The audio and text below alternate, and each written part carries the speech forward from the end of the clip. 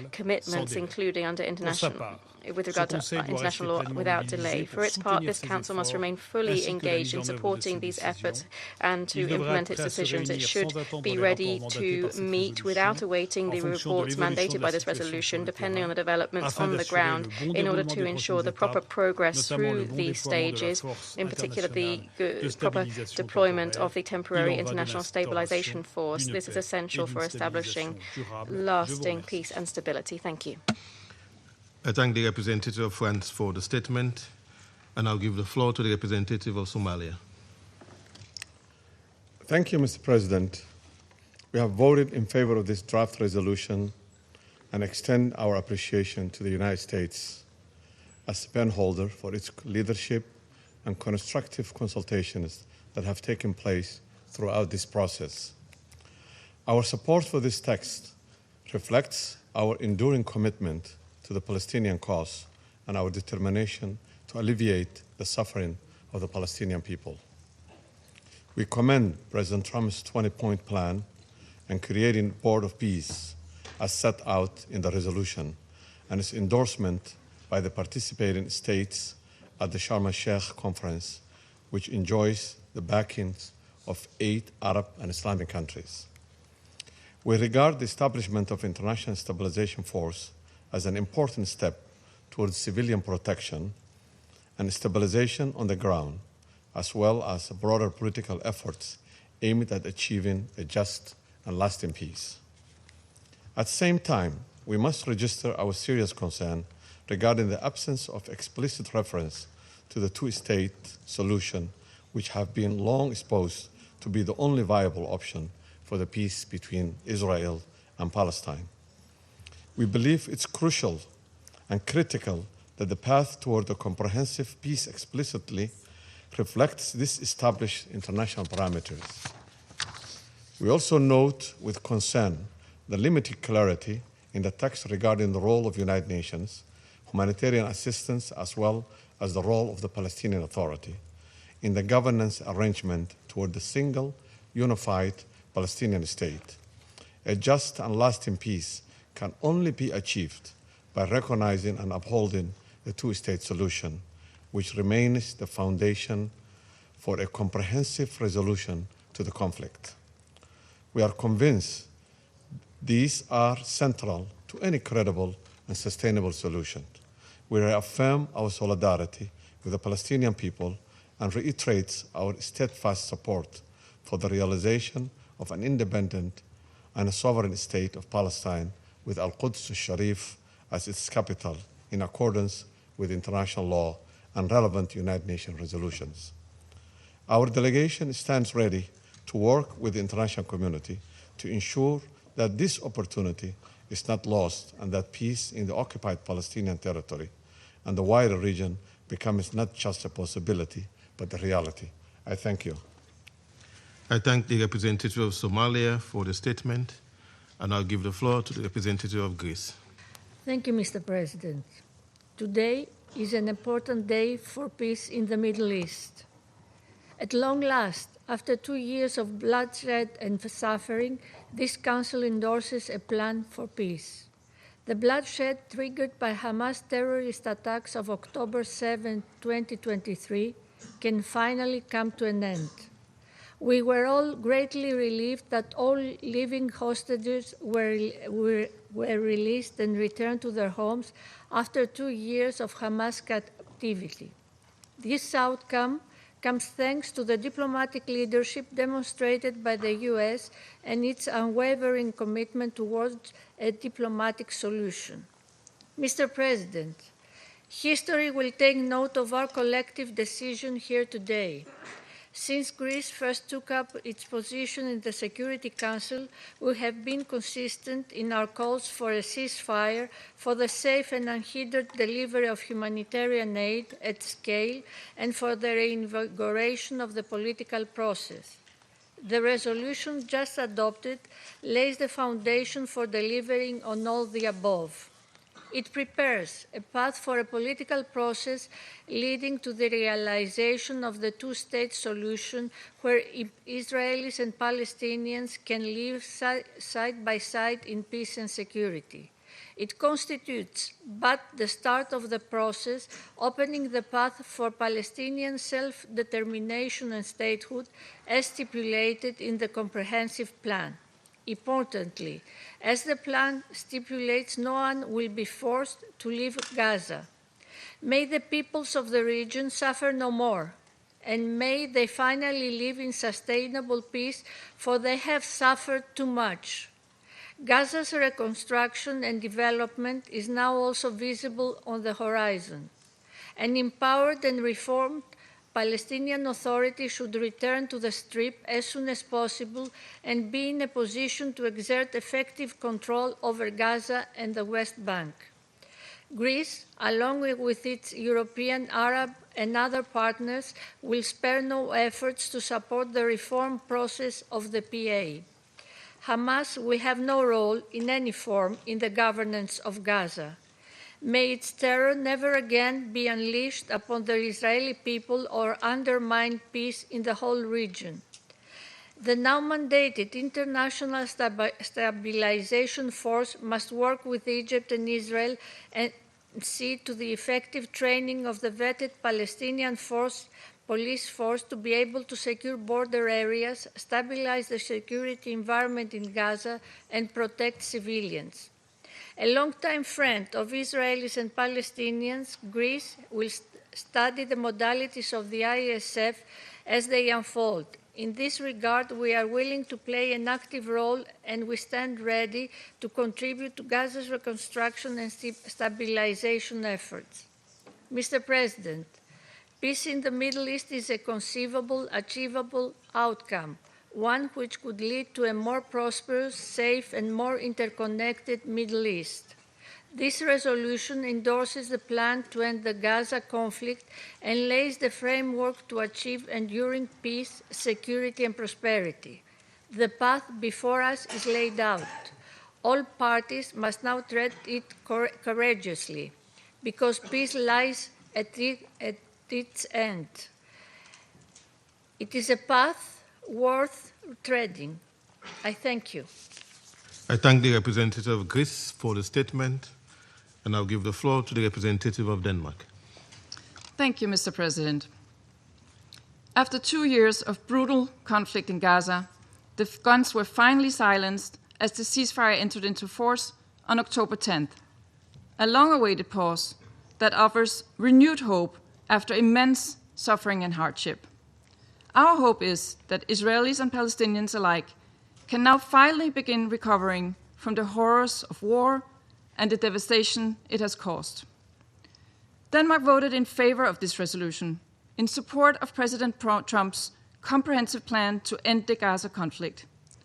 We extend our sincere appreciation to the United States, Qatar, Egypt, and Turkey for their relentless efforts to secure an agreement on a ceasefire and the first phase of the plan under extremely difficult circumstances.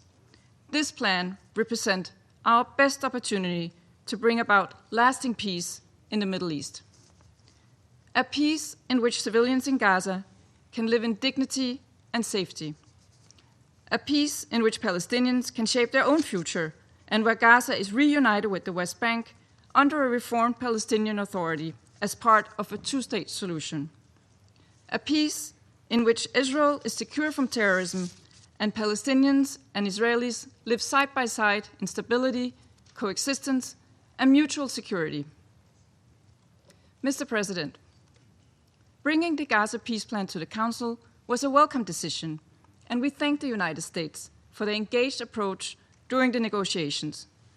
Throughout the negotiations, Denmark has worked consistently and constructively to arrive at the best conditions for this peace to be sustainable, just, and all-encompassing. In this regard, we would have liked to see greater clarity on the role and composition of the Board of Peace and the International Stabilisation Force in the resolution. Going forward, it will be essential to ensure that the implementation of the resolution takes place in full compliance with international law and the mandate given today, and in accordance with the Palestinian right to self-determination, as we have consistently raised during negotiations. It will be important for the Council to follow up on this mandate, and we welcome the reporting obligation of the Board of Peace to the Council. It remains key to ensure unhindered access for humanitarian aid to Gaza, which should be delivered in accordance with international humanitarian law and in line with the humanitarian principles by the UN-led humanitarian system, which is best placed to undertake this monumental task. In this spirit, we believe that the resolution lays out a credible path towards peace that the region urgently needs. The region has voiced its full support, and Denmark has listened. Mr. President, today, Denmark has voted with hope and with humility, but also with a sense of optimism. We hope that this resolution will mark the first step towards a future in which peace is no longer negotiated in this chamber, but lived day by day in 2 states, in a region that can finally fulfill the potential that has been hindered by war for far too long. I thank you. I thank the representative of Denmark for the statement, and I'll give the floor to the representative of Panama. Muchas gracias, Thank you very much, Mr. President. Panama recognizes the leadership of the United States and is grateful for the diplomatic efforts that it has shown in proposing and coordinating the text of the resolution that has been adopted by this Council today. And we endorse the plan to end the conflict and to achieve peace, endorsed by President Donald Trump, which stands as an annex to the resolution and is an integral part thereof. The perfect is the enemy of the good. Panama voted in favor of this resolution presented by the United States and supported by Saudi Arabia, Qatar, Egypt, the United Arab Emirates, Indonesia, Jordan, Pakistan, and Turkey, because even recognizing the urgent need to comprehensively address the political and security causes that have prevented a sustainable solution to the Israeli-Palestinian conflict for decades, we place at the heart of our position the Israeli and Palestinian populations and the scale of the suffering and devastation that they are facing today. The war over the last 2 years, triggered following the devastating attacks perpetrated by Hamas on the 7th of October 2023, which Panama has repeatedly condemned, led to the tragic reality that Gaza is living today. We reiterate that the future of Gaza must be forged without the presence and control of Hamas. The current situation on the ground demands an urgent response that prioritizes security, integration, and the protection of the civilian Gazan and Israeli populations. Therefore, we believe that the resolution proposed by the United States that has been adopted by this Council today represents a first necessary step to consolidate the ceasefire, to reinforce vital humanitarian assistance, and to support international efforts geared towards ensuring the reconstruction and to forge a different path to that of the Palestinian people in Gaza, their native land, has known for too long. Likewise, we recognize and we reiterate our support for the crucial work carried out by United Nations agencies in the protection and assistance provided to the civilian population, including in the most difficult circumstances, and we underscore the need to guarantee their access, security, and operational capacity in the Palestinian territory. Mr. President, turning now to Panama's position, we understand that Gaza and the West Bank, including East Jerusalem, are integral parts of the future Palestinian state in accordance with the relevant resolutions of the Security Council and international law. For this reason, we reiterate that the only sustainable path involves a solution that would allow the people of Palestine and Israel to live side by side in 2 states in peace, security, and dignity for both, within mutually recognized borders that are fully respected. Panama will continue to work with all actors supporting actions and initiatives such as the resolution that has been adopted today to build on this basis in order to preserve the ceasefire, to protect the civilians, and to keep open all paths to a political solution that would promote a just, dignified, and lasting solution. Thank you. I thank the representative of Panama for the statement, and I'll give the floor to the representative of Russian Federation. Господин председатель, Mr. President, The Russian Federation abstained on the Security Council draft resolution prepared by the United States. This draft is something we just couldn't support. We value the US's efforts and those of other intermediaries, thanks to which it was possible to halt the active phase of the Israeli-Palestinian conflict and to prevent mass starvation. It helped to achieve the ceasefire, the release of Israeli hostages, and of arbitrarily detained Palestinians, as well as to conduct an exchange of the remains of those who perished. We see that these efforts are valued both in the Middle East and throughout the world.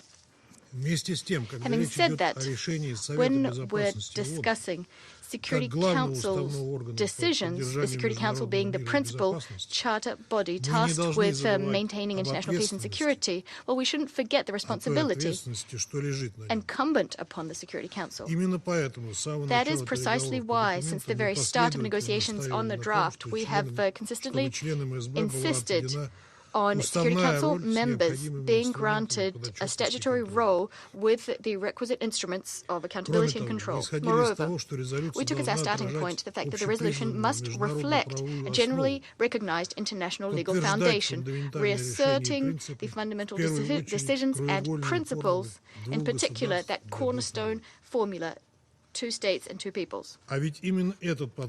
After all, this is the very approach that was approved by an overwhelming majority in the New York Declaration, adopted following 2 fora in support of the 2-state solution. Colleagues, this is not a theoretical but a very practical issue, and it's particularly relevant given the fact that we've had ambiguous public statements coming from the highest echelons of Israel's leadership, stating that it is unacceptable to establish a Palestinian state. Unfortunately, these key components did not make it into the U.S. draft. It also lacks any clarity about the time frames for transfer to the Palestinian Authority of control over Gaza, any certainty surrounding the Board of Peace and the International Stabilisation Force, the ISF, which, according to the text of the resolution we adopted, would appear to be able to act absolutely autonomously without any regard for the position nor the opinion of Ramallah. This may entrench the separation of the Gaza Strip from the West Bank. It is reminiscent of colonial practices and the League of Nations' British mandate for Palestine, when the opinion of Palestinians themselves was not taken into account. There are also questions about the mandate of the international force.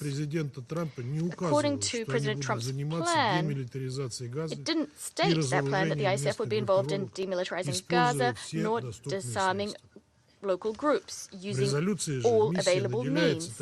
However, in the resolution, the mission is endowed with these peace enforcement tasks, which could actually transform it into a party to the conflict, going beyond the confines of peacekeeping. As far as we understand, not a single one of the potential troop-contributing countries agreed to this. Having said that, we'd like to note that Security Council members were in practice not given the time to do the work in good faith, nor to find compromises. Arm twisting in capitals and the twisting of delegations' arms here in New York can hardly be called working in good faith. To summarize, the U.S. document is yet another pig in a poke. In essence, the Council is giving its blessing to a U.S. initiative on the basis of Washington's promises, giving complete control over the Gaza Strip to the Board of Peace and the ISF, the modalities of which we know nothing about so far. The main thing is that this document shouldn't become a fig leaf for unbridled experiments conducted by the U.S. in Israel in the occupied Palestinian territory. It's important for it not to turn into a death knell for the 2-state solution. Russia took note of Ramallah's position, as well as that of many other Arab and Muslim countries, which spoke in favor of the U.S. draft so as to avoid a resumption of bloodshed in the enclave. Therefore, we decided not to introduce our own draft, the objective of which was to modify the U.S. concept so as to bring it into line with long-standing agreed UN resolutions. But there is no cause for celebration. Today is a sorrowful day for the Security Council. Aside from what the interested parties want, there's also the notion of the integrity of the Security Council. And today, by adopting this resolution, this integrity and the prerogatives of the Security Council were undermined. In this instance, we wish we'll be proven to be proven wrong. We hope that we can count on the U.S. demonstrating its peacekeeping potential in practice, the potential which can be assessed by to what extent the U.S. manages to achieve sustainable peace, whereby Israel and Palestine would coexist in peace and security within 1967 borders, with Jerusalem becoming the capital of both states as per Security Council resolutions and General Assembly resolutions as well, the norms of international law, and prior agreements, reflecting both Israelis' interests in ensuring their own security and the rights of Palestinians to their own state. Now, the implementation of President Trump's plan falls squarely on the shoulders of its authors and supporters. First and foremost, those of the group of Arab Islamic states. The group of 8 Arab Islamic states. Regrettably, we've already had the unfortunate experience of seeing solutions to the Israeli-Palestinian conflict pushed through by the United States, bringing about the opposite result of what was intended. Don't say we didn't warn you. I thank the representative of Russian Federation for the statement. I give the floor to the representative of China. Thank you, President. Gaza, brutalized by 2 years of war, is a land of ruins in dire need of rebuilding. Over 2 million people continue to live in deprivation and struggle in displacement. China supports the Security Council in taking all necessary actions to achieve a lasting ceasefire, relieve the humanitarian disaster, and launch post-war reconstruction to rekindle the hope of peace and development for people in Gaza. But regrettably, the draft resolution that was just voted on is lacking in many respects and is deeply worrisome. First, the draft resolution is vague and unclear on many critical elements. The penholder requests the Council to authorize the establishment of a Board of Peace and International Stabilisation Force, which will play a key role in the post-war governance in Gaza. It should have explained in detail their structure, composition, terms of reference, and criteria of preparation, among others. This should have been an essential basis for Council's serious discussions. However, the draft resolution contains skimpy details on these critical elements. Despite repeated requests from Council members for more information, no response has been forthcoming from the penholder. Second, the draft resolution doesn't demonstrate the fundamental principle of Palestinians governing Palestine. Gaza belongs to the Palestinian people, not to anyone else. Any post-war arrangements must respect the will of the Palestinian people and give full play to the vital role of the Palestinian National Authority. The draft resolution outlines post-war governance arrangements for Gaza, but it seems Palestine is barely visible in it, and the Palestinian sovereignty and ownership are not fully reflected. Of particular concern is that the draft resolution fails to explicitly reiterate a firm commitment to the two-state solution as an international consensus. Third, the draft resolution doesn't ensure effective participation of the UN and its Security Council. The draft resolution requests the Council to authorize the BOP to assume full responsibility for the civil and secure arrangements in Gaza, but it stipulates no oversight or review mechanism beyond biannual written reports. The UN has ample experiences and capacities in post-conflict recovery and economic reconstruction and should therefore play a vital role in Gaza's post-war governance, but no such arrangement is made in the draft resolution. Fourth, the draft resolution is not a product of full consultations among Council members. Less than 2 weeks after introducing the draft resolution, the Pennholder rushed the Council into making a critical decision on the future and destiny of Gaza. The Council members responsibly engaged in consultations, raising a lot of constructive questions and suggestions, but most of them were not taken on board. While there remained major concerns and serious differences among members, the Pennholder forced the Council to take action on the draft resolution. We are deeply disappointed at such an approach, which is disrespectful to the Council members and hurts the Council's unity.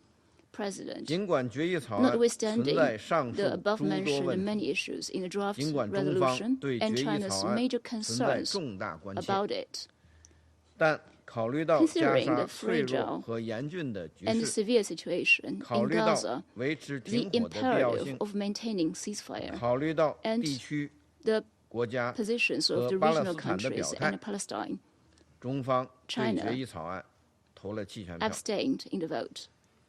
It must also be noted that our concerns and worries remain. The Security Council must maintain close attention to the situation in Gaza and the Palestinian question. The Palestinian question lies at the heart of the Middle East issues. It is a matter about international equity and justice. The international community must steadfastly advance a two-state solution and pursue political settlement of the Palestinian question. It means establishing an independent Palestinian state with full sovereignty on the basis of 1967 borders, with East Jerusalem as its capital. Therefore, realizing the Palestinian people's right to statehood, survival, and return, China has always firmly supported the just cause of the Palestinian people in restoring their legitimate national rights. We stand ready to work with international community to make unremitting efforts for a comprehensive, just, and lasting solution to the Palestinian question. Thank you, President. I thank the representative of China for the statement. I shall now make a statement in my capacity as the representative of Sierra Leone. Colleagues, Sierra Leone thanks the United States for coordinating the process that culminated in the tabling of the resolution just adopted by the Council. We further thank President Donald J. Trump for his leadership, and we also thank the other mediators, Egypt, Qatar, and Turkey, for their commendable efforts. Sierra Leone voted in favor of Resolution 2803. We did so mindful of our responsibilities as a member of the Committee on the Exercise of the Inalienable Rights of the Palestinian People, and of our long-standing support for a just and lasting peace in the Middle East, grounded in international law, the protection of civilians, and a negotiated two-state solution with an independent, viable, and contiguous state of Palestine, living side by side with Israel in peace and security. Our vote also took careful account of the fact that the draft has been accepted by the Palestinian Authority and has received support from a number of states in the region that are closely engaged with the peace effort. Their views and their readiness to work with this framework were an important consideration for Sierra Leone in assessing whether the resolution could, if implemented in good faith, contribute to de-escalation and create a space for a political process. Throughout the negotiations, Sierra Leone was guided by 4 core principles. First, safeguarding the inalienable rights of the Palestinian people to self-determination. Second, ensuring the protection of civilians and unhindered humanitarian access. Third, anchoring any stabilization measures in a clear, lawful, and time-bound framework that restores legitimate Palestinian governance. And fourth, preserving regional peace and security in accordance with the Charter of the United Nations. Colleagues, we attach particular importance to the legal effects of decisions of this Council. On matters within its mandate under the Charter, the Security Council may create binding obligations for member states by virtue of the consent already given by all members to accept and carry out its decisions. In doing so, the Council can contribute to the progressive development and codification of international law relating to the maintenance of international peace and security. At the same time, the Council's authority is not without limit. It is constrained by the Charter and by preemptory norms of general international law, jus cogens, which admit no derogation. Among these preemptory norms is the right of peoples to self-determination, as elaborated by the International Law Commission and affirmed by the jurisprudence of the International Court of Justice. The Council cannot lawfully extinguish, suspend, or condition such a right. It is therefore Sierra Leone's clear understanding that nothing in this resolution impairs, qualifies, or defies the inalienable rights of the Palestinian people to self-determination and to an independent state. That right exists independently of any peace plan, governance arrangement, or reform program.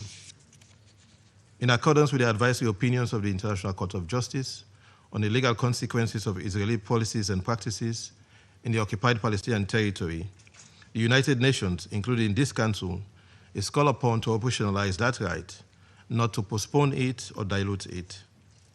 Against this background, we interpret the references in the resolution to a future pathway to Palestinian self-determination and statehood as reaffirming and not conditioning the existing right of the Palestinian people. Any benchmarks concerning governance or reform can only relate to the manner in which the right is exercised in practice, not to its existence in law. The resolution establishes a Board of Peace as a transitional governance administration and authorizes the deployment of an international stabilisation force in Gaza.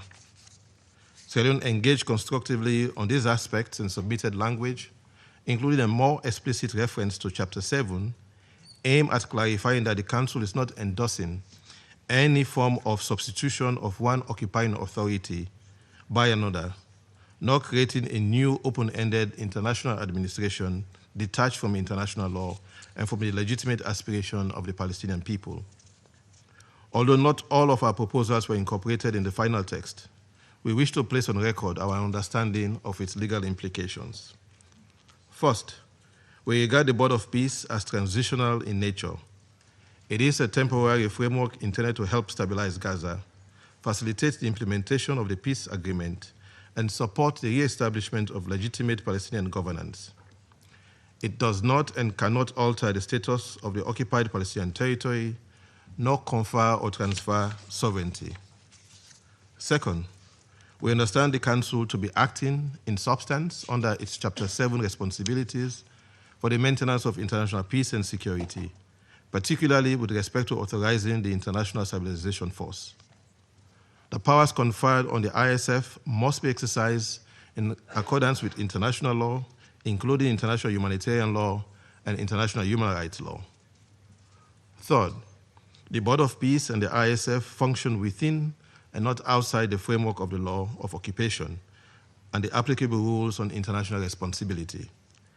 Any actor exercising effective control over territory or persons, whether a state or a mandated entity, bears corresponding legal obligations and potential accountability. We underline that, as concerns the situation prior to this resolution, the international legal responsibility of the State of Israel continues to subsist. In particular, Israel's obligations as the occupying power persist with respect to the investigation and prosecution, as appropriate, of alleged atrocity crimes, the protection of the human rights of Palestinians, including those in detention, the dignified return of the remains of the deceased, and the continuing illegality under international law of settlement activities in the West Bank, including East Jerusalem. We further reaffirm the unity and contiguity of the occupied Palestinian territory, comprising the West Bank, including East Jerusalem, and the Gaza Strip as recognized in previous resolution of this Council and the General Assembly. Nothing in this resolution may be interpreted as fragmenting that territorial integrity or prejudging final status issues which must be resolved through negotiations in line with international law. On the question of permanent sovereignty over natural resources, Sierra Leone recalls the long-standing resolutions of the General Assembly and the position of this Council affirming the right of the Palestinian people to permanent sovereignty over their natural resources, including land and maritime resources in the occupied Palestinian territory. We regret our proposed language explicitly reaffirming this right was not retained in the final text. We therefore place on record that we understand that right to remain fully applicable and unimpaired. Colleagues, our vote in favor reflects a careful, considered balance. The resolution is not without shortcomings, and it does not fully reflect all Sierra Leone's preferences and proposals. As said by the permanent representative of Panama, as the French philosopher Voltaire aptly puts it, and I quote, "The perfect is the enemy of the good," end of quote.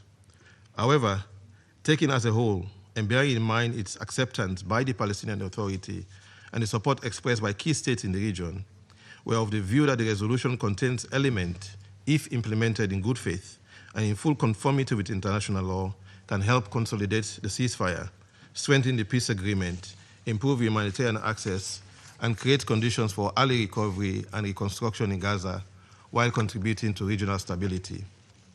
Our support is therefore accompanied by clear expectations that the ceasefire will be respected and strengthened, that civilians, wherever they are, will be protected in accordance with international humanitarian law, that all parties will implement the peace agreement in good faith and in a spirit of compromise, that the transitional arrangement will lead within a defined time frame to unified, legitimate Palestinian governance over occupied Palestinian territory, and that credible, irreversible steps be taken towards a just, comprehensive, and lasting political settlement based on the two-state solution and the full realization of the rights of the Palestinian people to self-determination. Sierra Leone will continue to support all genuine efforts within and outside the Council to end the current cycle of violence and to advance a just peace that delivers security and dignity for both Palestinians and Israeli in line with international law and the purposes and principles of the United Nations. I thank you.